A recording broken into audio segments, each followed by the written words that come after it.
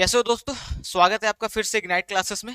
आज मैं आप सभी के लिए फिर से एक केमिस्ट्री का बहुत बेहतरीन सा लेक्चर लेकर आया हूं जो कि आपके जैक बोर्ड 2025 के लिए है। आज जो हम चैप्टर करने वाले हैं उस चैप्टर का नाम है classification of elements and periodicity in properties. ठीक है, तो ये जो क्वेश्चन होंगे इसमें एमसीक्यू भी होंगे और पीवाईक्यू भी होंगे, दोनों होंगे। ये किसके लिए है? जैक बोर्ड 2025 जो अभी आपके एग्जामिनेशन होने वाले हैं उसके लिए। अच्छा, इससे पहले कि मैं हम आगे बढ़े, आपको मैं कुछ बातें बताना चाहूंगा कि आप हमें सभी सोशल मीडिया हैंडल पे फॉलो कर सकते हैं। आपको टेलीग्राम से जुड़ना बहुत ही ज्यादा आवश्यक है, क्योंकि टेलीग्राम चैनल से आप जुड़ोगे तो मैं यहाँ पे जो कुछ भी पढ़ाऊंगा या जो भी टीचर्स है, सारे टीचर्स जो भी कुछ पढ़ाएंगे आपको और आगे भी जो भी क्लासेस होंगी, उन क्लासेस के सारे जो पीडीएफ है वो आपको कहाँ मिलने वाले हैं? तो वो टेलीग्राम चैनल पे मिलने वाले हैं। ठीक है, तो ये एक छोटा सा इन्फॉर्मेशन मुझे आपको देना था। फेसबुक, इंस्टा, व्हाट्सएप, यूट्यूब और टेलीग्राम पे आप हमसे जुड़ सकते हैं। तो शुरुआत करते हैं अपने पहले क्वेश्चन के साथ। देखिए, मैंने पहले कुछ कुछ ऐसे क्वेश्चंस लिए हैं जिससे कि आपके चैप्टर की क्या हो जाएगी, रिवीजन हो जाएगी। ठीक है, उसके बाद हम अच्छे अच्छे सवाल भी करेंगे। तो इतने क्वेश्चन आप कर ले जाओगे तो आपका बहुत अच्छा तैयार हो जाएगा ये चैप्टर। पहला क्वेश्चन है हमारा, the law of octaves was propounded bye. Law of octaves आपको पता है, जो 8 एलिमेंट्स लिए थे, किसने लिए थे?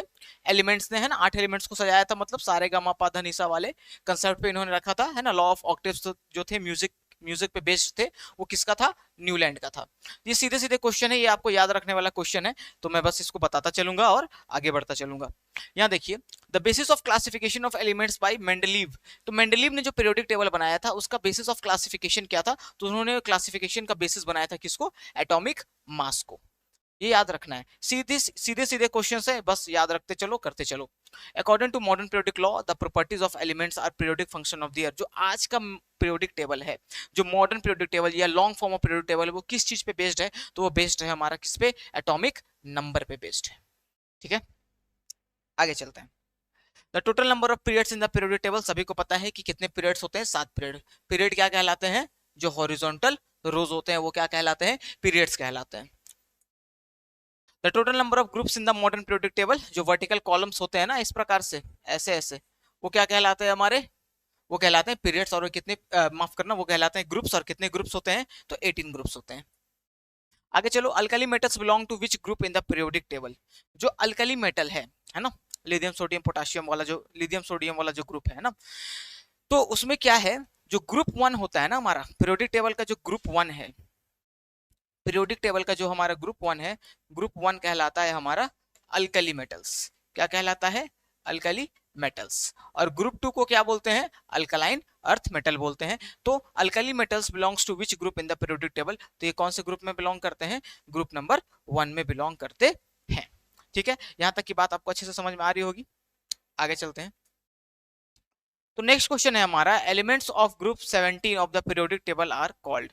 ग्रुप 17 के जो एलिमेंट्स होते हैं उनको क्या कहा जाता है? देखिए, जो ग्रुप 18 के एलिमेंट्स होते हैं ना, जो ग्रुप 18 के एलिमेंट्स होते हैं उनको जीरो ग्रुप बोला जाता है। ठीक है, ग्रुप 17 के जो एलिमेंट्स होते हैं उनको क्या बोला जाता है? हेलोजेंस बोला जाता है। और ग्रुप 16 को क्या बोला जाता है? चाल्कोजेंस बोला जाता है। तो हेलोजेंस हो गए जो fluorine, chlorine, bromine, iodine, group 17 के एलिमेंट है। याद रखना, ये काफी ज्यादा फेमस भी है। तो इसका आंसर क्या हो जाएगा? ऑप्शन नंबर सी हो जाएगा।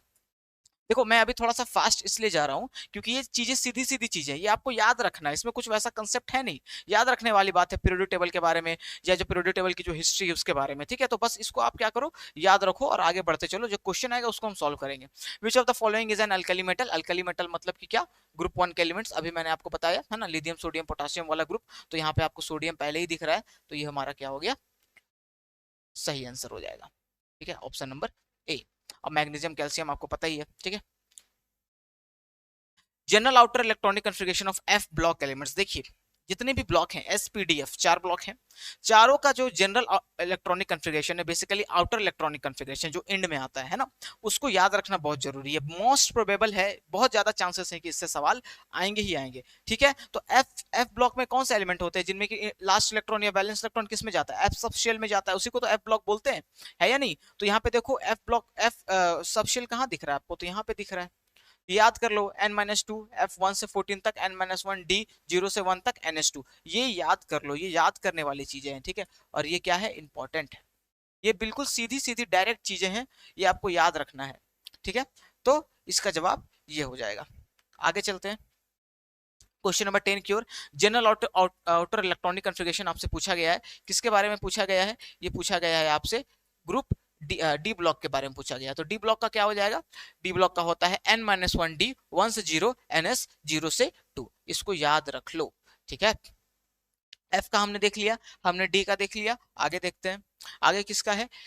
General electronic configuration of P block element. P block element में जो लास्ट इलेक्ट्रॉन है, ये जो वैलेंस इलेक्ट्रॉन है, वो कहाँ जाता है? पी सबसेल में जाता है। तो इसका सही जवाब क्या हो जाएगा? ns2np126। General outer electronic configuration of S block element, ये तो हर कोई जानता है, ns 1 से 2 तक है ना, ग्रुप 1 और 2 आपको दिखते ही होगा, वहां पे दिखता होगा आपको। आगे चलते हैं। नेक्स्ट क्वेश्चन है, in modern periodic table the period indicates the value of. बहुत इंपॉर्टेंट सवाल है, ठीक है। इससे आपको और भी बहुत सारी चीजें पता चलेंगी। बोल रहा है कि the in modern periodic table period indicates the value of. तो पीरियड जो होता है ना, वो इंडिकेट करता है कि उसका वैलेंस शेल कौन सा होगा, यानी कि n की वैल्यू क्या होगी, है ना, प्रिंसिपल क्वांटम नंबर क्या होगा, यानी कि n, ठीक है। आपको बताएगा कि जो आखिरी सेल होगा, लास्ट शेल होगा, वो कौन सा होगा। n की वैल्यू 1 मतलब पहला सेल, n की वैल्यू 2 मतलब कि दूसरा, तीसरा, एंड सो ऑन, है ना। तो जो भी n का वैल्यू होगा, जो भी पीरियड का वैल्यू है, उसमें वो वैलेंस शेल बनेगा, ठीक है। अगर पीरियड नंबर 7 है तो उसमें आखिरी शेल कौन सा होने वाला है? 7वां होने वाला है। आगे चलते हैं। Transition elements are present in. जो डी ब्लॉक के एलिमेंट होते हैं, जो ग्रुप 3 से लेकर ग्रुप 12 तक जो होते हैं, वो क्या कहलाते हैं? हमारे ट्रांजिशन एलिमेंट्स कहलाते हैं। हालांकि इसमें एक्सेप्शंस भी है, जो क्लास 12 में आपको एक पूरा चैप्टर पढ़ना है डी एंड एफ ब्लॉक के बारे में, ट्रांजिशन एलिमेंट्स के बारे में, तो यहाँ पे आप पढ़ोगे डी ब्लॉक, ठीक है। डी ब्लॉक एलिमेंट्स को क्या बोला जाता है? ट्रांजिशन एलिमेंट्स भी बोला जाता है। Which elements has the electronic configuration as argon 4s1 3d10। चलो देखो यहाँ पे आर्गन क्या है हमारा। आर्गन क्या है? आर्गन एक इनर्ट गैस है, ठीक है। आर्गन का जो एटॉमिक नंबर होता है वो क्या होता है? 18। यानी कि आर्गन तक तो चीजें क्या हो गई हैं? 18 हो गई हैं, ठीक है। उसके बाद देखो कितने इलेक्ट्रॉन है? 4s1, यानी कि एक इलेक्ट्रॉन और 10 में कितने हैं? डी में कितने हैं? 10 इलेक्ट्रॉन। तो टोटल कितने इलेक्ट्रॉन हो गए हमारे? टोटल हो गए हमारे 29। 29 इलेक्ट्रॉन। अगर एक न्यूट्रल एटम में देखो, 29 इलेक्ट्रॉन किसके पास होता है? ये होता है कॉपर के पास। यानी कि 29 किसका एटॉमिक नंबर है? कॉपर का है, ठीक है। तो सही आंसर क्या हो जाएगा इसका? कॉपर, ऑप्शन नंबर ए, ठीक है। तो इस प्रकार से आप ऐसे क्वेश्चंस को सॉल्व करोगे। देखो हमें इलेक्ट्रॉनिक कॉन्फ़िगरेशन पूरा लिखना ना पड़े। देखो यहाँ आर्गन हमने ऐसे क्यों लिख दिया, ये तरीका है लिखने का। हमें क्या है, आर्गन तक का इलेक्ट्रॉनिक कॉन्फ़िगरेशन लिखने की जरूरत नहीं है, वो अंडरस्टूड है कि आर्गन तक 18 इलेक्ट्रॉन हो गए, है ना। उसके बाद फिर जो एक्स्ट्रा इलेक्ट्रॉन बच रहे उसको हमने क्या कर दिया? इलेक्ट्रॉनिक कॉन्फ़िगरेशन कर दिया उसका। तो ये क्वेश्चन ऐसे सॉल्व होता। आगे है, IUPAC symbol of elements with atomic number 1 to 9, ठीक है। IUPAC नेमिंग आपने पढ़ा होगा, है ना। 100 से ज्यादा जो एलिमेंट है उनका हम IUPAC नेमिंग करते हैं। तो 1 to 9 को जरा देखो, 1 to 9, ठीक है, कैसे जाता है इनका। 1 का मतलब होता है अन, 2 का मतलब होता है बाई, 9 को लिखते हैं ऐसे एन, ठीक है। इसके लिए सिंबल आता है यू, इसके लिए जो सिंबल आता है वो आता है बी, और इसके लिए जो सिंबल आता है ई। तो इसका सही आंसर क्या हो जाएगा? UBE। UBE कहाँ दिख रहा है आपको? ऑप्शन नंबर बी में। ये मैंने कैसे लिख लिया? अन बाई एन, ये रूट वर्ड मैंने कैसे लिख लिए? ये आपको याद करना पड़ेगा कि 0 से लेकर 9 तक कौन सा वर्ड हम यूज करते हैं, ये आपको याद होना चाहिए, ठीक है। तभी आप क्या करोगे, जैसे आपको दिख रहे हैं वैसे वैसे लिखते जाओ। बस लास्ट में क्या जोड़ना पड़ता है आपको? IUM जोड़ना पड़ता है। अगर इसका नोमेनक्लेचर पूछा जाता तो आप इसका नोमेनक्लेचर क्या लिखते? आप लिखते अन, ठीक है। उसके बाद क्या आ रहा था? बाई, फिर आ रहा था एन, फिर आप लिखते IUM। तो एक्स्ट्रा ये जोड़ा जाता है IUM कब? जब आप इसका नोमेनक्लेचर बता रहे होते हो। लेकिन आपको यहाँ पे क्या पूछा था? सिंबॉलिक फॉर्म में पूछा था। तो सिंबॉलिक फॉर्म में आप ऐसे लिखोगे। ये हो गया नोमेनक्लेचर, ये इसका हो गया क्या? रिप्रेजेंटेशन, ठीक है। तो आपको ख्याल रखना है कि कैसे लिख रहे हो, याद कर लो। इससे 1 से 2 सवाल रह सकते हैं, ठीक है। एक सवाल रहने का बहुत ज्यादा चांसेस है इससे। IUPAC symbol of element with atomic number 118। 118 का सिंपल है, करो, अभी तो हमने किया। 118 का बताओ आप, क्या हो जाएगा 118 का? 1 के लिए क्या हो जाएगा? अन, 1 के लिए क्या हो जाएगा? अन, इसके लिए भी अन, और फिर 8 के लिए क्या लिखते हैं? ऑक्ट, ठीक है ना। और इसका सिंबल हो जाएगा UUO।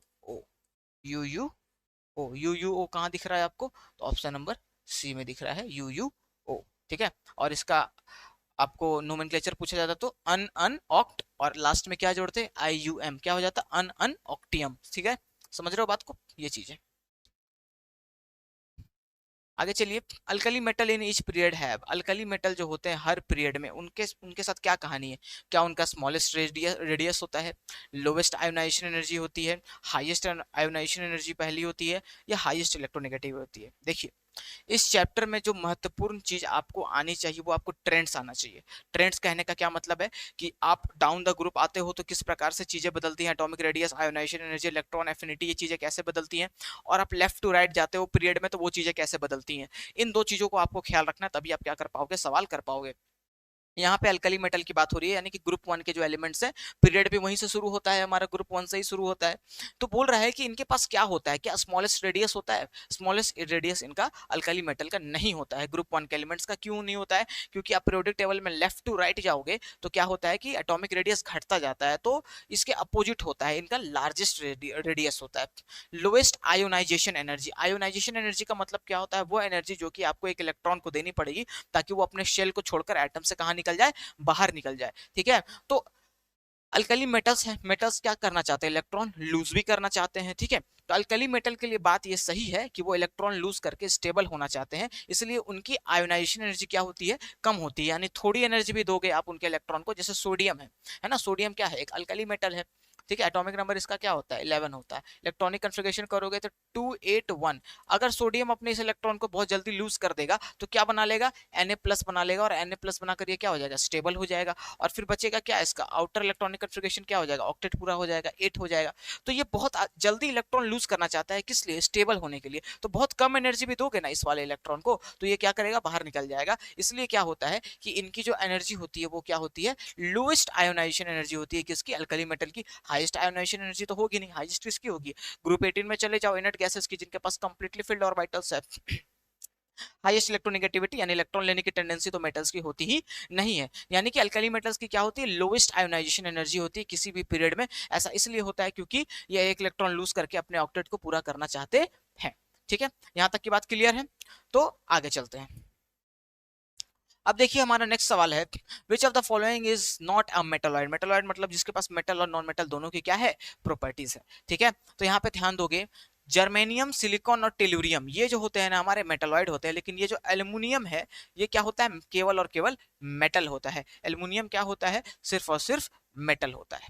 ठीक है, तो इस बात का आप ख्याल रखोगे, जर्मेनियम, सिलिकॉन और टेलुरियम ये क्या होता है, हमारा मेटलॉइड होता है। ठीक बात है, आ रही है बात समझ में? सिलिकॉन का आप जानते भी हो, सेमीकंडक्टर के जैसा यूज होता है चिप वगैरह में, आपके फोन्स में, आपके लैपटॉप्स में। ठीक है, इसलिए इतने महंगे भी होते हैं लैपटॉप्स वगैरह।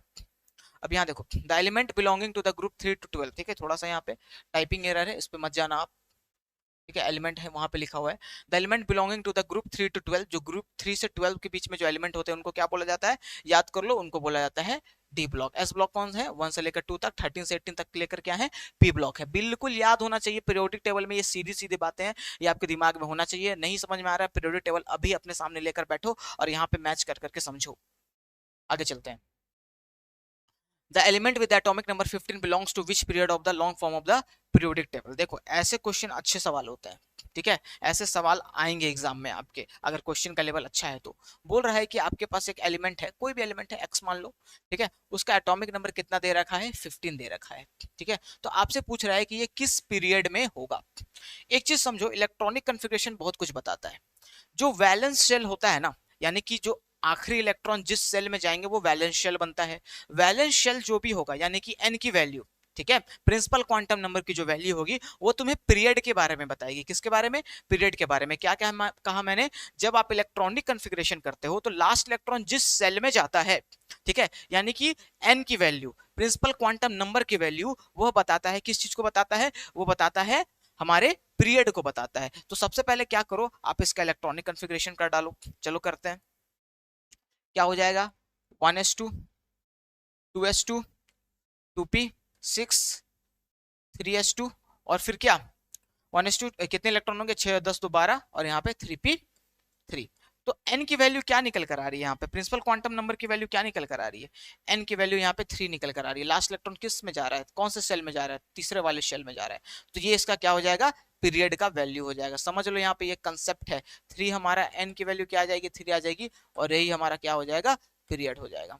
पीरियड ये भी बताता है, प्रिंसिपल क्वांटम नंबर ये भी बताता है। इलेक्ट्रॉनिक कॉन्फ़िगरेशन करने के बाद जो सबसे आखिरी वाला शेल होगा, सबसे बड़ा जो वैल्यू होगा जिसका, वही हमारा क्या होगा, वैलेंस शेल होगा, और वो पीरियड को भी बताएगा। तो यहाँ पे n की वैल्यू 3 है, तो पीरियड कौन सा हो जाएगा, 3 हो जाएगा। ठीक है, उम्मीद करता हूँ कि यहाँ तक चीजें आपको समझ में आ रही होंगी। An element with atomic number 20 belongs to which block? इस बार आपसे ना ब्लॉक पूछा गया है, पीरियड नहीं पूछा गया है। लेकिन अगर आपको ब्लॉक बताना है तो आपको दोनों बातें बतानी पड़ेंगी। क्या क्या, ग्रुप भी बताना पड़ेगा और पीरियड भी बताना पड़ेगा। तो पीरियड निकालने अभी आपने सीख लिया, अगर आप ये पता लगा लो कि कौन से ग्रुप में होगा तो आप ब्लॉक भी बता दोगे। चलो ठीक है, करते हैं इलेक्ट्रॉनिक कन्फिग्रेशन। Z की वैल्यू क्या दे रखी है, 20 दे रखी है। चलो इलेक्ट्रॉनिक कन्फिग्रेशन करो, 1s2 2s2 2p6 3s2 3p6, फिर क्या है हमारा 4s2 बचेगा ना, ये 4s2 बचेगा। तो 6 10 हो गए इधर, और इधर हो गए 6 16 2 18 2 20। ठीक है, तो अब यहाँ पे देखो, सबसे पहले तुम क्या पता लगाओ, अभी मैंने तुम्हें ये बताया कि लास्ट इलेक्ट्रॉन जिस सेल में जाएगा वही क्या होता है, पीरियड नंबर होता है। ठीक है, तो यानी कि यहाँ पे अगर देखोगे जरा गौर से, ध्यान से देखो, यहाँ पे n की वैल्यू यहाँ क्या निकल कर आ रही है, n की वैल्यू यहाँ पे 4 निकल कर आ रही है। n की वैल्यू 4 निकल कर आ रही है, यानी कि पीरियड कौन सा होने वाला है, पीरियड हमारा 4 होने वाला है। ठीक है, अब तुम ग्रुप कैसे बताओगे, ग्रुप बताने के लिए तुम इसको देखो, इस वाले चीज को। ठीक है, 4s2 देखने में कैसा लग रहा है, ns2 के जैसा लग रहा है। ये किसका आउटर इलेक्ट्रॉनिक कॉन्फ़िगरेशन होता है, अभी मैंने आपको बताया s ब्लॉक का होता है। s ब्लॉक में भी किसका होता है, ग्रुप 2 का होता है। तो ये ग्रुप 2 का एलिमेंट है।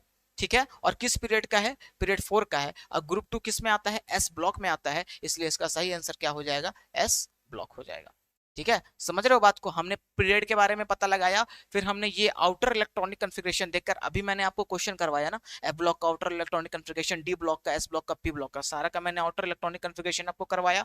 और करवाने के बाद आप यहाँ पे देख लो कि 4s2 आया है, तो इसका जनरल आउटर इलेक्ट्रॉनिक कॉन्फ़िगरेशन, इसको ns2 लिख सकते हैं। ns2 किसका होता है, ग्रुप 2 का होता है, इसलिए किस में आएगा, s ब्लॉक में आएगा। आगे चलो, विच of the following will have the largest size, किसके पास लार्जेस्ट साइज होगा। ठीक है, तो ट्रेंड पता होगा आपको साइज का, डाउन द ग्रुप जाओगे तो एटॉमिक साइज बढ़ता है, लेफ्ट टू राइट जाओगे तो एटॉमिक साइज क्या होता है, घटता है। यहाँ पे क्या बातें हैं जरा देखो, हमारे पास यहाँ पे क्या क्या है, हमारे पास मैग्नीशियम है। ठीक है, हमारे पास Mg2+ है। बहुत इंपॉर्टेंट कंसेप्ट एक सिखाऊंगा मैं यहाँ पे आपको, तो आप यहाँ पे ध्यान दोगे। और यहाँ पे हमारे पास क्या है, Al3+ है। ठीक है, अब देखो एक चीज समझो, जो न्यूट्रल एटम होता है ना, जो न्यूट्रल एटम होता है वो केटायन से, यानी कि पॉजिटिव चार्ज वाले आयन से क्या होता है, बड़ा होता है, क्योंकि उसके पास क्या होता है, इलेक्ट्रॉन ज्यादा होते हैं। ठीक, अब जरा देखो यहाँ पे पूछ रहा है कि लार्जेस्ट कौन होगा, सबसे बड़ा कौन होगा इन सबों में से। ठीक है, अब देखो यहाँ पे क्या है कि मैग्नीशियम जो होता है हमारा किस में आ जाता है, ये ग्रुप 2 में आ जाता है, एस ब्लॉक में आता है। ठीक है, लेकिन एल्युमिनियम जो है वो कहाँ, अच्छा पहले चलो एक और तरीके से समझते हैं, सिंपल पहले रखते हैं चीजों को। Mg और Mg2+ को कंपैरिजन करो, इन दोनों में कौन बड़ा होगा, इन दोनों में कौन बड़ा होगा, तो इन दोनों में बड़ा होगा हमारा मैग्नीशियम।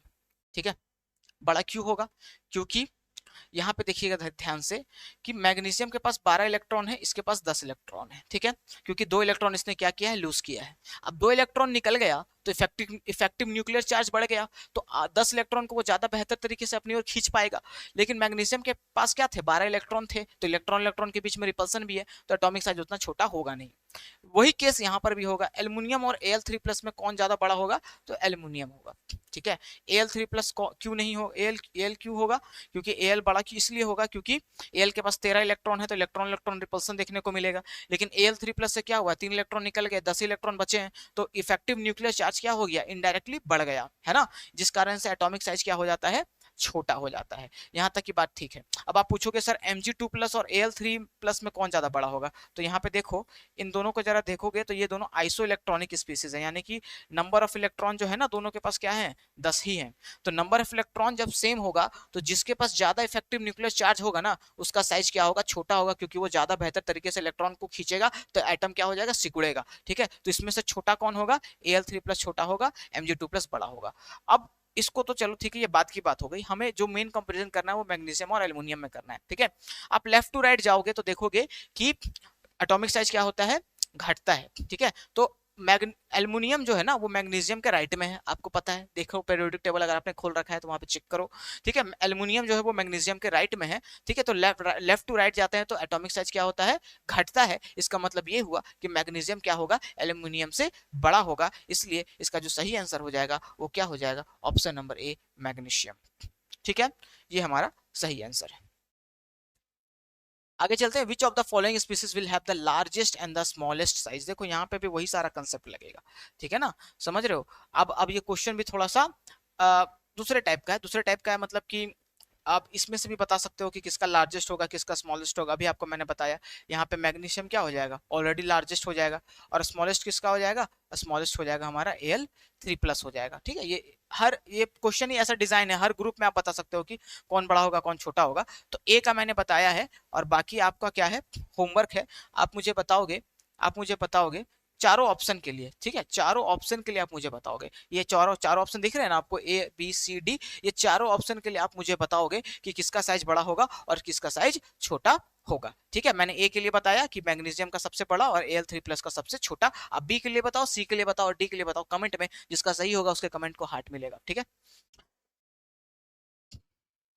आगे चलते हैं, which is an element of group zero. Zero group किसको बोलते हैं, ग्रुप 18 के जो एलिमेंट्स होते हैं ना उसको हम जीरो ग्रुप बोलते हैं। ठीक है, इनर्ट गैसेस का जो ग्रुप है, जो सबसे आखिरी ग्रुप है, उसको क्या बोलते हैं, हम जीरो ग्रुप बोलते हैं। तो जीरो ग्रुप में हमारे इनर्ट गैसेस पाए जाते हैं। यहाँ पे इनर्ट गैस आपको कौन दिख रहा है, हीलियम दिख रहा है, इसलिए ये हमारा हीलियम क्या हो जाएगा, सही आंसर हो जाएगा।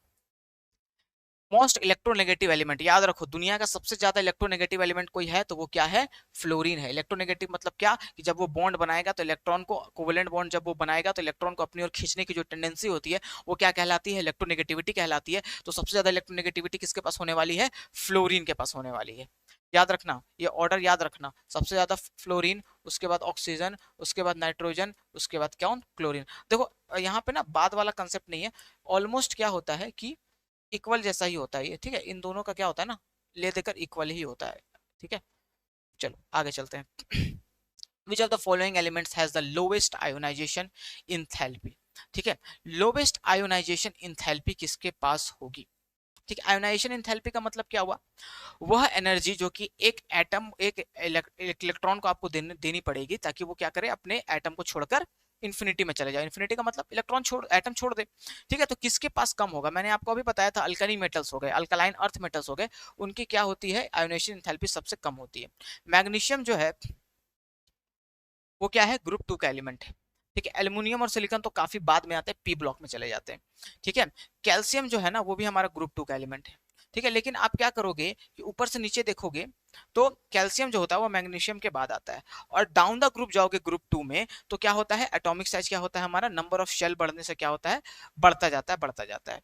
ठीक है, तो मैग्नीशियम और कैल्शियम में पूछा गया है कि किसकी क्या होगी, आयोनाइजेशन एंथैल्पी सबसे ज्यादा होगी। तो इसका जवाब आप दोगे कि किसकी ज्यादा होगी, कैल्शियम की क्या होगी, कम होगी, लोएस्ट आयोनाइजेशन एंथैल्पी होगी कैल्शियम की। ठीक है, ऐसा इसलिए होगा क्योंकि डाउन द ग्रुप आओगे तो क्या होगा, शेल नंबर बढ़ेगा, शेल नंबर बढ़ने से एटॉमिक साइज बढ़ेगा तो इलेक्ट्रॉन को निकालना क्या हो जाएगा, आसान हो जाएगा। इसलिए कैल्शियम की आयोनाइजेशन एंथैल्पी क्या होगी, कम होगी। ठीक है, चलो पीरियोडिक टेबल आपको ग्रुप 1 ग्रुप 2 याद होना चाहिए, आपको ट्रेंड्स पता होने चाहिए, तभी आप ऐसे क्वेश्चन को कर पाओगे। ठीक है, लॉजिकल क्वेश्चन है ये सारे, ट्रेंड्स पूरा याद होना चाहिए, किधर जाने से क्या बढ़ता है क्या घटता है ये आपको आना चाहिए। Out of FON and Cl, which elements have the highest negative electron gain enthalpy? Electron gain enthalpy है ना, और नेगेटिव होना चाहिए। जितना ज्यादा नेगेटिव इलेक्ट्रॉन गेन इंथैल्पी का वैल्यू होगा, जिस भी एटम का जितना ज्यादा नेगेटिव इलेक्ट्रॉन गेन इंथैल्पी है उतनी ज्यादा उसकी टेंडेंसी है इलेक्ट्रॉन को लेने की। ठीक है, तो यहाँ पे देखो FON और क्लोरीन, फ्लोरीन, ऑक्सीजन, नाइट्रोजन और क्लोरीन पे चर्चा हो रही है, कंपैरिजन हो रहा है। फ्लोरीन का के साथ क्या होता है ना, हेलोजेंस जो होते हैं वो उनका क्या होता है, उनकी वैलेंसी -1 होती है, एक इलेक्ट्रॉन वो लेना चाहते हैं। ठीक है, तो सबसे ज्यादा तो किसकी होनी चाहिए, फ्लोरीन और क्लोरीन की होनी चाहिए, क्योंकि ऑक्सीजन और नाइट्रोजन तो उसके लेफ्ट में आते हैं। ठीक है, और राइट की ओर जाओगे तो क्या होता है कि इलेक्ट्रॉन एफिनिटी या फिर इलेक्ट्रॉन लेने की जो टेंडेंसी है वो बढ़ती जाती है। अब फ्लोरीन और क्लोरीन में आप क्या करो, कंपैरिजन करो। फ्लोरीन और क्लोरीन में आप जब कंपैरिजन करोगे तो आप पाओगे ना कि फ्लोरीन का साइज होता है छोटा, क्लोरीन का साइज होता है बड़ा। फ्लोरीन इलेक्ट्रॉन लेना तो चाहता है, लेकिन उसका साइज छोटा होने के कारण क्या होता है, इलेक्ट्रॉन इलेक्ट्रॉन में काफी ज्यादा रिपल्सन देखने को मिलता है। अब इलेक्ट्रॉन इलेक्ट्रॉन में काफी ज्यादा रिपल्सन है, तो इनकमिंग इलेक्ट्रॉन को भी वो रिपल्सन एक्सपीरियंस होता है, जिसके कारण इलेक्ट्रॉन को ऐड करना क्या हो जाता है, मुश्किल हो जाता है। लेकिन क्लोरीन का साइज क्या होता है, बड़ा होता है, इसलिए इनकमिंग इलेक्ट्रॉन के लिए आसान है कि वो आराम से जाके क्लोरीन के शेल में बैठ जाए। ठीक है, तो यहाँ पे ख्याल रखना कि हेलोजेंस जब भी आ जाएंगे ना, ये fluorine, chlorine, bromine, iodine, halogens जब भी आएंगे तो इनकी नेगेटिव इलेक्ट्रॉन की एंथैल्पी काफी ज्यादा होती है। और फ्लोरीन और क्लोरीन के बारे में बात हो तो यहाँ पे एक्सेप्शन चलता है, वो क्या है कि क्लोरीन की सबसे ज्यादा होगी और फ्लोरीन की कम होगी। ठीक है, ना इसकी होगी, ना इसकी होगी, ना इसकी होगी। ठीक है, इस बात का आप क्या करोगे, ख्याल रखोगे कि फ्लोरीन का साइज छोटा होने के कारण उसकी नेगेटिव इलेक्ट्रॉन गेन एंथैल्पी क्या हो जाती है, क्लोरीन के मुकाबले कम हो जाती है। ठीक है, यहां तक बात आपको समझ में आ रही होगी। आगे चलते हैं। जो नेक्स्ट क्वेश्चन है हमारा, the correct order of decreasing first ionization energy. First ionization energy, second ionization energy, third ionization energy, इस प्रकार से होती जाती है। एक इलेक्ट्रॉन निकालोगे, उसको देने के लिए जो एनर्जी उसको तुमने जितनी एनर्जी दी या उसको जितनी एनर्जी देनी पड़ेगी उस इलेक्ट्रॉन को निकालने के लिए, वो कहलाती है फर्स्ट आयोनाइजेशन एनर्जी। ठीक है, दूसरे इलेक्ट्रॉन को जितनी एनर्जी तुम्हें देनी पड़ेगी वो एटम छोड़ दे, उसको बोलते हैं second ionization energy, third ionization energy and so on, ऐसे बढ़ता जाता है। अब आपको क्या करना है, कंपैरिजन करके बताना है। देखो, लिथियम क्या है, ग्रुप 1 का एलिमेंट है, अल्कली मेटल है, और मेटल्स क्या करते हैं, इलेक्ट्रॉन आसानी से लूज करना चाहते हैं, तो सबसे कम तो उसी की होगी, है ना, सबसे कम किसकी होगी, इसी की होगी। अच्छा क्वेश्चन है ये, ध्यान देना। ठीक है, तो यहाँ यहाँ पे क्या है ना, ये तो होने से रहा, कार्बन का तो एंड में आएगा ही नहीं, लिथियम देखो यहाँ पे बीच में आ गया, तो ऑप्शन नंबर डी हमारा ऑलरेडी क्या हो गया, एलिमिनेट हो गया। एलिमिनेट करके भी तुम बना सकते हो। अब क्या होता है कि कार्बन क्या है, पी ब्लॉक का एलिमेंट है हमारा, तो कार्बन का तो सबसे ज्यादा क्या होगा, आयोनाइजेशन एनर्जी होगा ही होगा, ये बात सही है, क्योंकि लेफ्ट टू राइट जाओगे तो आयोनाइजेशन एनर्जी क्या होती है, एटॉमिक साइज के घटने से बढ़ती जाती है, यानी कि न्यूक्लियस और स्ट्रांगली अपने इलेक्ट्रॉन्स को पकड़ के रखता है, तो इलेक्ट्रॉन को निकालना उतना ही हमारे लिए क्या हो जाता है, मुश्किल हो जाता है। ठीक है, तो कार्बन की जो है ना फर्स्ट आयोनाइजेशन एनर्जी सबसे ज्यादा होगी। ठीक है, उसके बाद देखो बोरॉन और बेरिलियम की बात होती है। ठीक है, बेरिलियम और बोरॉन को जरा देखो ध्यान से। बेरिलियम का जो एटॉमिक नंबर होता है वो होता है 4, बेरिलियम एक मिनट, बोरॉन का जो होता है वो होता है 5, और जो हमारा बोरॉन होता है उसका 5 होता है, बेरिलियम का 4 होता है। इलेक्ट्रॉनिक कन्फिग्रेशन करिए 1s2 2s2। ठीक है, इसने किसका कन्फिग्रेशन ले लिया, हीलियम का, हीलियम एक इनर्ट गैस है, इसका करो 1s2 2s2 2p1। इसके p ऑर्बिटल क्या है, इसका खाली है, तो ये क्या चाहेगा, आराम से जल्दी से इलेक्ट्रॉन लूज कर दूं और क्या ले लूं, इनर्ट गैस का इलेक्ट्रॉनिक कन्फिग्रेशन ले लूं। ठीक है, तो ये आसानी से इलेक्ट्रॉन निकालेगा।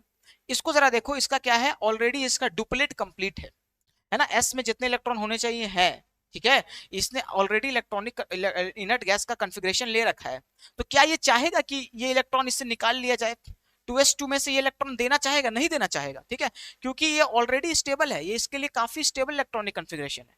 ठीक है, बेरिलियम जो आता है ना, वो होना क्या चाहिए था, होना ये चाहिए था कि आयोनाइजेशन एनर्जी लो किसका होना चाहिए था, बेरिलियम का होना चाहिए था ट्रेंड के हिसाब से, लेकिन ट्रेंड ऐसा चलता नहीं है, यहाँ पे एक एक्सेप्शन काम करता है कि क्योंकि क्योंकि बेरिलियम का क्या है कि आउटर शेल में 2 इलेक्ट्रॉन है, इसीलिए इसके पास एक इनर्ट गैस हीलियम का आउटर इलेक्ट्रॉनिक कन्फिग्रेशन है, जबकि बोरॉन का क्या है कि p ऑर्बिटल खाली है, तो ये चाहेगा कि मैं इस इलेक्ट्रॉन को लूज करके क्या कर लूं, इनर्ट गैस का कन्फिग्रेशन पा लूं।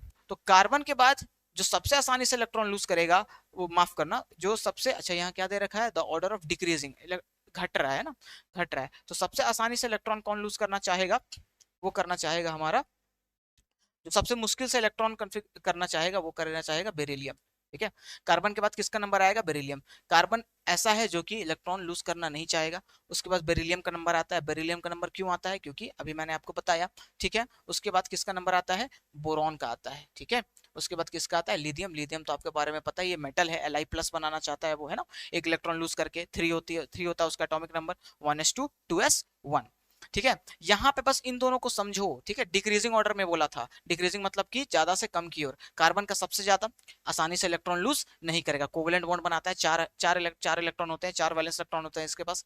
बेरिलियम, बेरिलियम का होना क्या है, इसके पास ऑलरेडी इसका कन्फिग्रेशन अच्छा है, स्टेबल इलेक्ट्रॉनिक कन्फिग्रेशन है, इसलिए ये इतनी आसानी से इलेक्ट्रॉन लूज नहीं करेगा। और उसके बाद किसका नंबर आता है, बोरॉन का, फिर लिथियम आता है इस क्वेश्चन के हिसाब से, तो आंसर हमारा कौन सा हो जाएगा, बी हो जाएगा। ठीक है, इन दोनों का ही आपको क्या करना है, ख्याल रखना है। होना क्या चाहिए था, आइडियली क्या होना चाहिए था, कार्बन के बाद बोरॉन का नंबर आना चाहिए था। ठीक है, क्योंकि बेरिलियम के बाद आता है हमारा क्या, बोरॉन, वो चला जाता है उसमें ग्रुप 13 में। ठीक है, तो होना ये चाहिए था, लेकिन यहाँ पे एक एक्सेप्शन चलेगा, किसकी वजह से, इलेक्ट्रॉनिक कॉन्फ़िगरेशन की वजह से। और क्वेश्चन ऐसे आपको देखने को मिलेंगे। ठीक है, ये क्वेश्चन को फिर से पॉज पॉज करो, रिवाइंड करो, देखो और समझो। ठीक है, आगे चलो, नेक्स्ट क्वेश्चन है, the ionic radii of N3O2 minus F minus Na plus follow the order.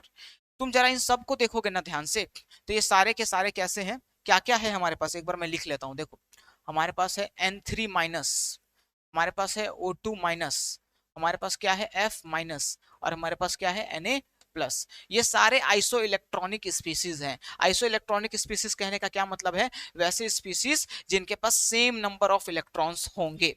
ठीक है, तो जब सेम नंबर ऑफ इलेक्ट्रॉन्स हैं, ठीक है, तो जब सेम नंबर ऑफ इलेक्ट्रॉन्स है तो किसका एटॉमिक साइज ज्यादा होगा या कम होगा, वो किस बात पे डिपेंड करता है, इफेक्टिव न्यूक्लियर चार्ज पे डिपेंड करता है। ठीक है, मैंने आपको अभी थोड़ी देर पहले ही बताया था। इसके पास कितने इलेक्ट्रॉन हो गए, 7 ऐसे होते हैं, 3 जुड़ गए, कितने इलेक्ट्रॉन, 10 इलेक्ट्रॉन। ठीक है, इसके पास भी कितने इलेक्ट्रॉन हो गए, 8 होते हैं, तो 10 इलेक्ट्रॉन हो गए। इसके पास कितने इलेक्ट्रॉन, 9 होते हैं, तो ये भी यहाँ पे 10 इलेक्ट्रॉन। और यहाँ पे भी क्या हो गए, यहाँ पे भी कितने इलेक्ट्रॉन हो गए, 11 होते हैं, एक इलेक्ट्रॉन निकल गया तो 10 इलेक्ट्रॉन होते हैं। अब इफेक्टिव न्यूक्लियर चार्ज किसका सबसे ज्यादा होता है, सबसे ज्यादा किसका होता है, सोडियम का। एटॉमिक नंबर कितना होता है इसका, 11। फ्लोरीन का कितना होता है, 9 होता है। ऑक्सीजन का कितना होता है, 8 होता है। इसका 7 होता है। तो सबसे ज्यादा इफेक्टिव न्यूक्लियर चार्ज इसके पास है, सबसे ज्यादा प्रोटॉन इसके पास है, तो 10 इलेक्ट्रॉन को ज्यादा खींच पाएगा। ठीक है, तो सबसे पहले किसका नंबर आता है, द आयोनिक रेडियाई। तो रेडियाई छोटा होता जाएगा ना, रेडियाई क्या हो जाएगा, ये क्या बोलता जा रहा है, बड़े से छोटी ओर की ओर जाना है, बड़े से छोटे की ओर हमें जाना है। Ionic radii of the following order.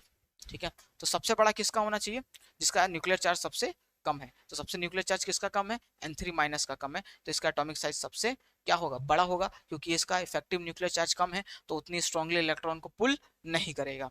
ठीक है, उसके बाद किसका नंबर आता है, जैसे जैसे इफेक्टिव न्यूक्लियर चार्ज बढ़ता जाएगा, O2 माइनस का नंबर आता है, फिर किसका नंबर आता है, F माइनस का, और फिर अंत में क्या आता है, Na प्लस का। क्यों, क्योंकि सोडियम के पास 10 इलेक्ट्रॉन है, सबके पास तो 10 ही है, लेकिन इस 10 इलेक्ट्रॉन को कौन खींच रहा है, 11 प्रोटॉन खींच रहा है। ठीक है, इन 10 इलेक्ट्रॉन को कौन खींच रहा है, 9 प्रोटॉन केवल खींच रहे हैं। इस 10 इलेक्ट्रॉन को कौन खींच रहा है, 8 ही इलेक्ट्रॉन खींच रहे हैं। इस 10 इलेक्ट्रॉन को कौन खींच रहा है, 7 ही इलेक्ट्रॉन खींच रहे हैं। ठीक है, तो जैसे जैसे प्रोटॉन का नंबर बढ़ेगा, खिंचाव बढ़ेगा ना, खिंचाव बढ़ेगा तो एटम क्या होगा, सिकुड़ेगा, तो सिकुड़ेगा तो आयनिक रेडियाई क्या होगा, घटेगा। तो सबसे ज्यादा इस प्रकार से आयनिक रेडियाई का ऑर्डर आपको देखने को मिलेगा। N3 माइनस के पास सबसे ज्यादा होगा। तो सही आंसर कहाँ दिख रहा है आपको, N3 माइनस, फिर O2, फिर F माइनस, फिर Na प्लस। ये क्वेश्चन ऑप्शन नंबर कौन सा है हमारा, ऑप्शन नंबर ए है।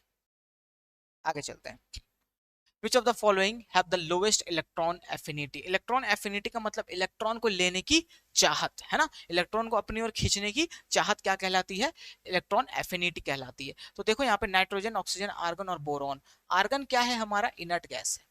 इनर्ट गैस के पास क्या होते हैं, उनका ऑक्टेट कंप्लीट होता है, उनके जो शेल्स होते हैं वो कंप्लीटली फिल्ड होते हैं। तो काफी ज्यादा इनर्ट गैस क्या होते हैं, स्टेबल होते हैं। तो ऑलरेडी वो स्टेबल है, तो इलेक्ट्रॉन लेना चाहेंगे, नहीं लेना चाहेंगे। नाइट्रोजन के पास क्या है, इलेक्ट्रॉनिक कन्फिग्रेशन 2 5 होता है, तो 3 इलेक्ट्रॉन इसको चाहिए, ऑक्सीजन को 2 चाहिए होता है, बोरोन को अभी मैंने आपको बता ही दिया, दिखाई दिया। ठीक है, तो यहाँ पे सबसे लोएस्ट इलेक्ट्रॉन एफिनिटी किसकी होगी, आर्गन की होगी, क्योंकि आर्गन क्या है, हमारा इनर्ट गैस है, इसके सेल्स क्या है, कंप्लीटली फिल्ड है। ठीक है, चलिए आगे चलते हैं। Which of the following species has the highest electron affinity. यहाँ क्या पूछा था, लोएस्ट पूछा था ना, हाँ ठीक है। यहाँ क्या है, हाईएस्ट। हाईएस्ट मतलब कि जो सबसे ज्यादा इलेक्ट्रॉन लेना चाहेगा। ठीक है, लेना चाहेगा इलेक्ट्रॉन।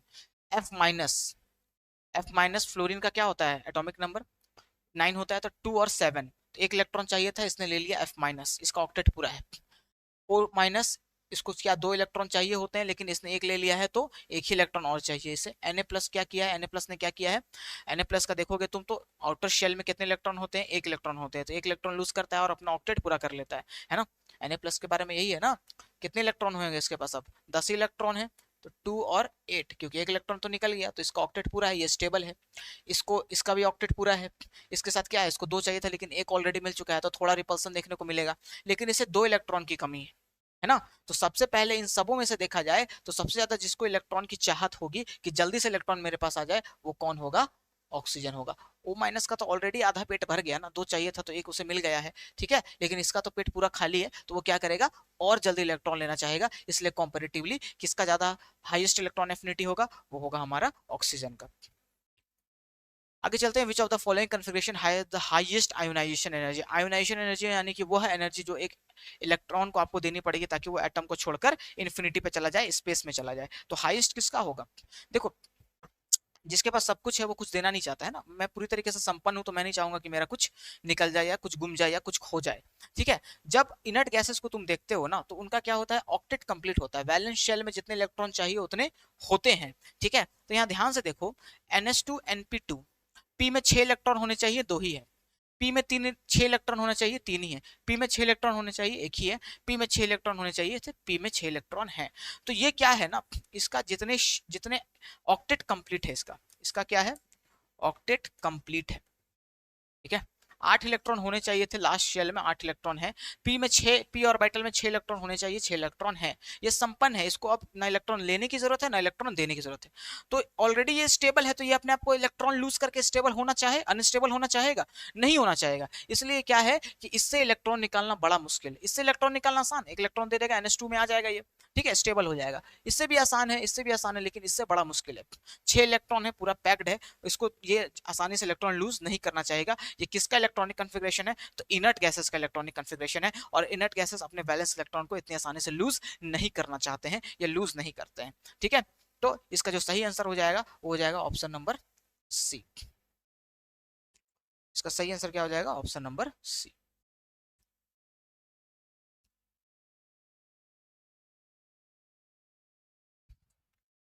ये हमारा सही आंसर है। ये हमारा है, विच of the following oxide is neutral in nature. देखो स्ट्रोंटियम ऑक्साइड, और स्ट्रोंटियम क्या है, एक मेटल है, ठीक है। और मेटल का जो ऑक्साइड होता है ना, वो कैसा होता है, मेटल का जो ऑक्साइड होता है वो होता है हमारा बेसिक इन नेचर। तो ये क्या हो जाएगा, हमारा बेसिक हो जाएगा। अब यहाँ पे देखो एल्युमिनियम का ऑक्साइड है, एल्युमिनियम क्या होता है, मेटल होता है। तो मेटल का जो ऑक्साइड है वो कैसा होना चाहिए, बेसिक होना चाहिए। लेकिन एल्युमिनियम क्या है, एक एम्फोटेरिक ऑक्साइड है, यानी कि एसिड और बेस दोनों के साथ रिएक्ट करता है। तो ये ना ही एसिडिक है ना ही बेसिक है, ये क्या है, एम्फोटेरिक है।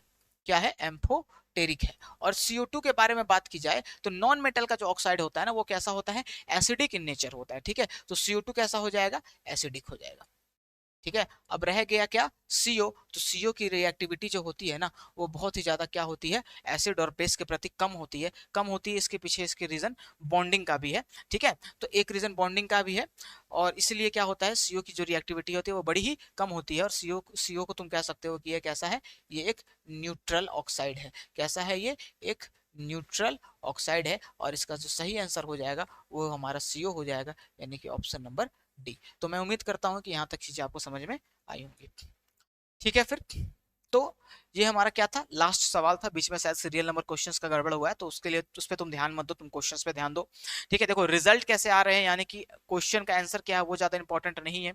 इंपॉर्टेंट क्या है कि तुम क्वेश्चन को अप्रोच कैसे ले रहे हो। ये चैप्टर भी अच्छा है, इंपॉर्टेंट है, छोटा चैप्टर है। इसमें आपको क्या आना चाहिए, इसमें आपको ट्रेंड्स आने चाहिए, ठीक है, कि डाउन द ग्रुप कैसे ट्रेंड बदलता है, left to right periodic table में जाने पे कैसे ट्रेंड बदलता है, कंपैरिजन करने आपको आना चाहिए, इसमें एक्सेप्शन है वो भी आपको आने चाहिए, ठीक है। तो इतने क्वेश्चन आप कर लेते हो, तो इसमें जितने क्वेश्चन बन सकते थे मैं सारे के सारे क्वेश्चन यहाँ पर लेकर आ गया हूँ, ठीक है। इतने क्वेश्चन आप कर लेते हो तो आपका ये चैप्टर बहुत अच्छी तरीके से रेडी हो जाएगा। बहुत ही रेयर है कि इससे सवाल बाहर रहने वाले हैं आपके एग्जाम में, ठीक है। इसको कर लो, ऐसे क्वेश्चन की और प्रैक्टिस करो। बहुत सारे लोग प्लेलिस्ट के बारे में पूछते हैं, तो प्लेलिस्ट का पॉपअप आपको यहाँ पे दिख जाएगा, आप जाके वहाँ पे सारे चैप्टर वाइज वीडियोस अवेलेबल है, वहाँ पे आप देख सकते हो और अपने एग्जामिनेशन की तैयारी बहुत अच्छे से तरीके से कर सकते हो। आप टेलीग्राम पे जरूर जुड़ जाना, इसका PDF आपको वहीं पे मिल जाएगा। मेरे से जुड़ने के लिए आपका बहुत बहुत धन्यवाद। Thank you so much.